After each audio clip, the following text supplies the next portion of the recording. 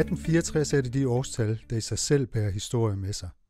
Nederlaget til Preussen og Østrig i krigen i 1864 betød, at Danmark blev en nationalstat og en af de mindste stater i Europa. 1864 betød den flernationale helstats afslutning med tabet af hertugdømmerne Slesvig og Holsten. Især tabet af den dansksindede befolkning i Nordslesvig er indkapslet i erindringen om 1864. 1864 måtte selvfølgelig få konsekvenser for den udenrigs- og forsvarspolitik, som den danske regering valgte at føre. Umiddelbart efter 1864 afveg den danske regering fra den traditionelle neutralitetspolitik. Regeringen var en godsejerregering ledet af Lens Greve Friis til Friesenborg, med den senere regeringsleder J.B.S. Estrup som det vigtigste medlem. Tabet af hertugdømmerne til Preussen og Østrig betød, at 170.000 dansksindede nordslesvigere ikke blev en del af den danske nationalstat. At få Nordslesvig forenet med Danmark blev det alt overskyggende problem i dansk udenrigs- og forsvarspolitik frem til 1914. Umiddelbart efter 1864 blev situationen dog opfattet som åben og med muligheder. Det tyske forbund bestod fortsat af godt 35 selvstændige stater. Slesvig-Holstens status var uafklaret. Hertugdømmerne var godt nok besat af preussiske og østrigske tropper, men havde endnu en selvstændig status. Forhåbningen gik derpå, at en ny storkrig ville åbne en mulighed for Danmark. Kunne man indgå i en alliance med sejrherren i en sådan krig, kunne man ad den vej få Nordslesvig forenet med Danmark. Regeringen tilbød således først Preussen alliance i den preussisk-østrigske krig i 1866, hvilket den preussiske regering dog afslog. Danmark havde ifølge den preussiske kansler Bismarck ikke noget at tilbyde. I 1870 opstod der en ny mulighed. Regeringen var meget tæt på at indgå en alliance med Frankrig i den preussisk-franske krig. Inden den danske regering nåede så langt, var den franske hær allerede i færd med at tabe til den preussiske, der også havde slået den østrigske hær i 1866. Disse sejre banede i 1871 vejen for virkeliggørelsen af Bismarcks projekt om et samlet Tyskland under preussisk dominans. Dermed var der skabt en ny europæisk stormagt, som var alle andre militært overlegen.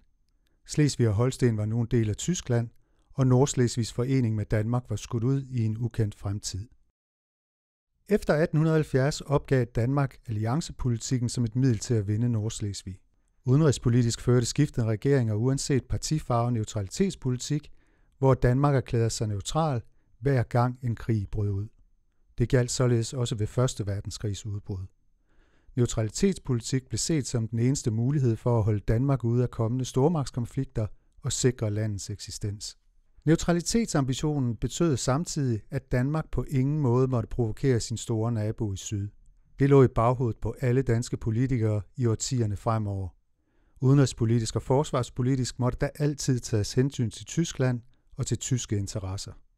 Tidens helt afgørende forsvarspolitiske spørgsmål var da, hvordan man skulle sikre sin neutralitet militært. Efter 1882 blev Københavns befæstning grundpillen i Højres forsvarspolitik. Højre sad på regeringsmagten frem til 1901, indtil 1894 med førnævnte Estrup som ubestridt leder. Hovedstadens befæstning havde fra Højres perspektiv flere fordele. Der var ikke ressourcer til at forsvare hele landet, og i København lå alle de vigtigste institutioner for statens overlevelse. Derfor var det naturligt, at forsvaret måtte koncentreres om hovedstaden. Dertil kom, at befæstningen var en defensiv forsvarsanordning, som ikke kunne provokere Tyskland. Sidst, men ikke mindst, ville befæstningen give regeringen et spillerum i en stormagtskonflikt. Man kunne forsvare hovedstaden og vente med at vælge side, indtil det stod klart, hvem vinderen ville være. Indrigspolitisk havde befæstningen fra Estrups perspektiv den store fordel, at det kunne bruges til at få opbakning i befolkningen, og samtidig til at splitte oppositionen i Venstre, der var splittet mellem en forsvarsvenlig og en antimilitaristisk fløj. Viggo Hørup var central i den antimilitaristiske fløj og formulerede slagordet "Hvad kan det nytte?" Militær oprustning var spild af penge og ville i værste fald provokere Tyskland. Men befæstningen blev bygget uanset Venstres holdning. Fotografiet her er fra anlægget af en kanonstilling i efteråret 1889. Med sine 2.200 arbejdsmænd var befæstningen Danmarks største byggeplads. Arbejderne byggede et af de største befæstningsanlæg i Europa. Udgifterne var i perioder den største post på statsbudgettet. Visse år gik omkring 40% af statens udgifter til befæstningen af hovedstaden. Når Venstres mening ikke betød noget, var det fordi udgifterne blev dækket via provisoriske, det vil sige midlertidige finanslove udstedt af regeringen, som ikke var vedtaget i Rigsdagen. For Estrup var det midlet til at nå sit forsvarspolitiske mål, for oppositionen var det en hån mod folket og dets repræsentanter. Udbygningen af Københavns befæstning standsede i 1894. Det år indgik moderate og forsvarsvenlige venstremænd under ledelse af Frede Bojsen et forlig med højreregeringen. Venstrefraktionen gik med til at legalisere udgifterne til befæstningen, hvis udbygningen blev standset. Et andet krav var, at Estrup skulle gå af som regeringsleder. 1901 kom den første Venstre-regering til magten. Med den fulgte også en mere forsigtig og tilpasningsorienteret linje i forhold til Tyskland, som blev lagt af regeringens stærke mand I.C. Christensen. Den tilpasningsorienterede linje blev anlagt i håbet om, at Tyskland på et tidspunkt ville afgive Nordslesvig til Danmark. I.C. Christensens tyskorienterede linje kom til udtryk i 1909, hvor der skete en udbygning af det danske militær og en vis udbygning af Københavns befæstning, men kun på søsiden. Beslutningen om at udbygge neutralitetsforsvaret på søsiden var resultat af langvarige forhandlinger og flere politiske kriser. Det var også resultatet af I.C. Christensens tyskorienterede linje, som han som forsvarsminister formåede at få manøvreret igennem. Befæstning på søsiden blev set som en forholdsregel rettet mod Storbritannien, ikke mod Tyskland. Og selvom der var tale om en militær udbygning, var der stadigvæk tale om et neutralitetsforsvar.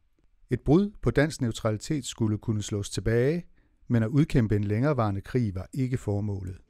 Der var tale om neutralitetspolitik i Tysklands skygge.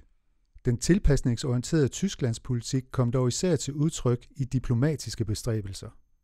Ved hver given lejlighed understregede man over for de tyske myndigheder, at Danmark i tilfælde af krig aldrig ville slutte sig til Tysklands modstandere. Ved 1. verdenskrigs udbrud i august 1914 erklærede Danmark sig som nævnt neutral. Det lykkedes, og Danmark blev ikke inddraget i krigens grusomheder. Til gengæld åbnede fredsslutningen i Versailles i 1919 muligheden for, at det udenrigspolitiske hovedmål efter 1864 kunne realiseres. Den dansksindede befolkning i Nordslesvig blev en del af Danmark, og den danske nationalstat komplet.